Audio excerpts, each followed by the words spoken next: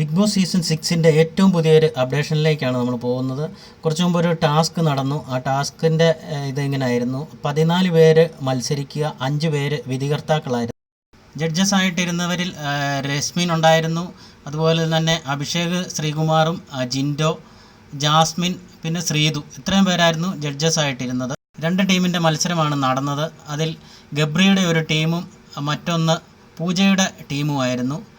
ഗബ്രിയും പൂജയും നല്ല രീതിയിൽ തന്നെ ടാസ്ക് ചെയ്തു. ഗോൾഡ് വിന്നറിൻ്റെ ഒരു പരസ്യമായിരുന്നു ചെയ്യേണ്ടിയിരുന്നത്.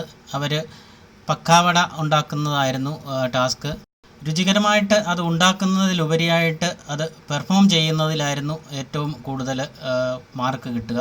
അപ്പോൾ അങ്ങനെ നോക്കിയപ്പോൾ ഏറ്റവും കൂടുതൽ നന്നായിട്ട് പൂജയാണ് പെർഫോം ചെയ്തത്. ഗബ്രിയും ചെയ്തുവെങ്കിലും പൂജയാണ് കൂടുതൽ നന്നായിട്ട് ചെയ്തത്.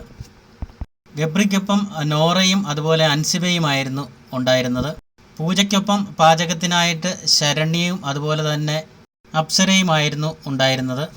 പിന്നെ പറയേണ്ട ഒരു കാര്യം, ജഡ്ജസ് കൃത്യമായ തീരുമാനമാണ് എടുത്തത്. എല്ലാവരും കൂടിയാലോചിച്ച് നല്ല രീതിയിൽ തന്നെ ജഡ്ജസ് അത് കൈകാര്യം ചെയ്തു എന്നുള്ളതും മറ്റൊരു കാര്യമാണ്.